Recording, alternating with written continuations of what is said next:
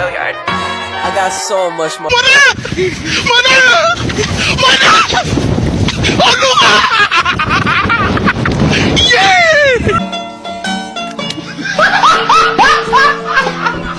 Are you ready, kids? Aye, aye, Captain! I can't hear you. Aye, aye, Captain! Oh! Fucking design on right now. Break it down, bring it back, make it clap. I got 3 old thoughts, new guap, where that thing. Bitches on my line, and you know Orang dari Prodi Ilmu Administrasi Negara, Fakultas Ilmu Sosial dan Politik Universitas Samratulangi. Orang ada dapat tugas studi kasus dari orang Pember, DIC. Orang mau bahas studi kasus di kantor lurah atau kantor pemerintahan. Saya juga tentang kebijakan pelayanan publik. Kebijakan pelayanan publik di orang baru. Jadi orang pertama mau pertanyaan dari ini menurut pandangan Bapak Satgas apa itu Administrasi sesuai DP pengelolaan untuk masyarakat umum. Jadi bagaimana cara mengelola hal yang berkaitan dengan pemerintahan, khususnya kalau berkaitan dengan pemerintahan tanpa mengelola itu menyangkut kesejahteraan masyarakat. Banyak terutama orang-orang yang bermukim atau berdomisili atau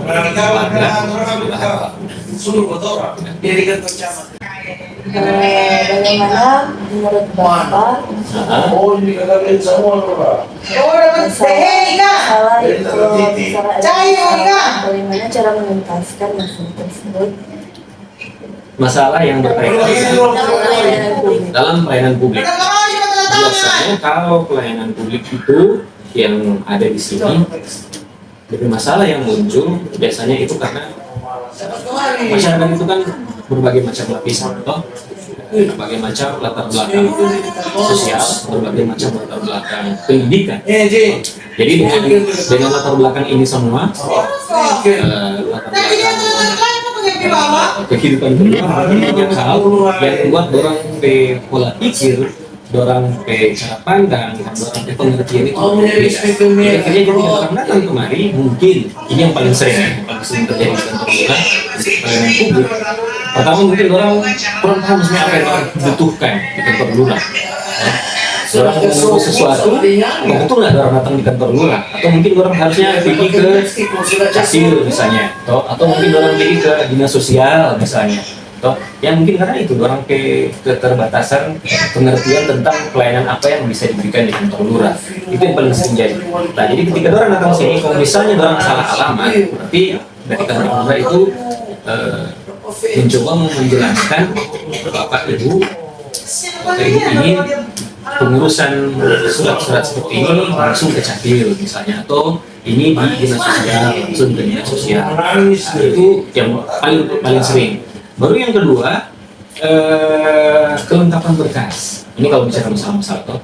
Jadi kadang-kadang ketika orang datang kemari, ada saja berkas yang mungkin orang tidak lengkap. Itu misalnya berkaitan dengan pengurusan waris, surat kuasa untuk waris, hal-hal begitu. Baru mungkin kurang lengkap dari surat-surat akte yang begitu-begitu. Jadi akhirnya sampai sini tolong tidak menolak untuk berproses. Cuma kalau ada bilang sambil tolong berproses, Bapak atau Ibu tolong lengkapi itu surat-surat yang berkaitan untuk proses pengurusan. Itu contoh begitu. Jadi biasanya itu salah alamat atau surat-surat pendukung untuk orang yang melakukan menyelesaikan proses yang berkaitan di kantor lurah itu kadang-kadang tidak lengkap. Jadi cuma seperti itu. Atau yang paling sering karena mungkin orang bahkan betul-betul berubah. Mau usaha, mau secara ini, orang berusaha minta legalitas dari bapak, dari lurah. Padahal mungkin orang bukan berubah. Itu 3 hal ini. Salah alamat, berkas belum lengkap, orang berusaha menyelesaikan proses di sini, atau mungkin orang bukan penduduk baru. Nah, kalau bukan penduduk baru, orang harus mengarahkan dulu, Bapak Ibu, Bapak pergi ke sesuai KTP atau KK yang domisili di mana, proses di sana. Kalau ada proses yang bisa langsung ke kantor-kantor atau dinas-dinas yang terkait, langsung saja. Jadi kadang-kadang itu cuma salah alamat, proses surat kurang lengkap atau orang biasanya suka.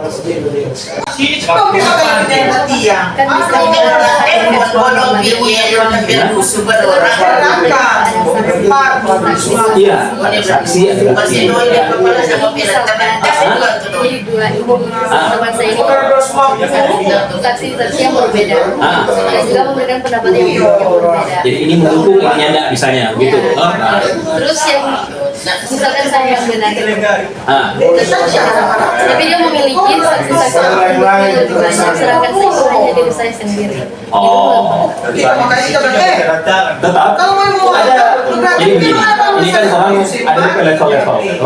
Jadi ketika ada masalah, pertama diselesaikan level pemerintahan yang paling bawah itu yang mulai dari kepala, paling gitu. Dorang. Ketika mungkin bercerita akan atau konfliknya mungkin lebih informal atau cuma bercerita akan langsung di saat kejadian itu masih berlangsung atau baru kelar gitu kejadian bercerita akan atau mana itu betul mana itu salah ya mungkin kita bilang karena yang betul justru mungkin ada pihak yang lemah yang salah yang berpaling betul begitu toh bercerita akan ketika yang bercerita akan enak kelar karena yang betul kalah yang salah ini menang mau aku ambil terus ada istilah mediasi datang ke kantor lurah sama dari proses juga cuma mungkin lebih formal dan pertama itu harus lebih formal kedua harus didukung dengan seperti yang tadi ada bukti dia tidak cuma lupa tadi misalnya dua yang cerita yang bermasalah dari kantor lurah akan minta bukti yang lebih akan minta bukti bisa apa saja bisa orang bisa foto-foto pendukung rekaman-rekaman pendukung hal seperti itu minggu lalu kita baru urus masalah ada dua orang atau sebuah rumah yang sebelah membangun dengan alasan yang sebelah membangun yang sebelah DP tetangga protes dengan alasan karena yang membangun ini kata menghalangi DP udara untuk bikin rumah itu bisa lebih segar dan matahari masuk. Ini buku ambil. Pertama kali kita suruh bawa pertama sertifikat, kedua bawa IMB. Itu yang akan bukti paling konkret untuk menentukan orang kepemilikan dan orang izin untuk mendirikan bangunan. Kemudian itu ada bukti toh. Kemudian bukti pendukung masalah itu tadi bukti tentang mendirikan. Bukti pendukung masalah kita minta pada orang bawa kamari foto apa yang orang permasalahan. Itu bangunan ketok boleh papel ya foto. Bawa kamari kita bercerita pertama yang membangun yang sementara membangun dia belum memiliki IMB secara hukum itu orang melanggar seharusnya membangun itu sudah memiliki IMB dan betul ketika kalau membangun belum memiliki IMB ada bagian-bagian yang tidak boleh dibangun yang harus diberitahu oleh petugas teknis yang mengurusi IMB bagian ini tidak boleh dibangun bagian ini kalau dibangun harus seperti ini begitu ada peraturan secara teknis karena membangun sembarangan akhirnya orang membangun selalu melebihi aturan yang diharuskan. Jadi itu kesalahan pertama yang membangun tidak punya IMB. Yang kedua, kesalahan yang kedua yang komplain dia tidak komplain saat baru mulai membangun. Jadi alasan tahu kita kan tahu mana mau membangun dari mana ke rumah. Padahal setiap hari kan pada sebuah rumah dia sementara membangun dia bisa bercerita dengan bebas orang kerja. Bas, ini membangun apa? Oh, membangun begini, sekian lantai, begini, detail kamar, sampai ke sini. Berbeda dia sudah memprediksi. Oh, kamu membangun sekian ini, berarti rumah semua KPL. Begitu toh, logikanya toh. Nah, dia pasif.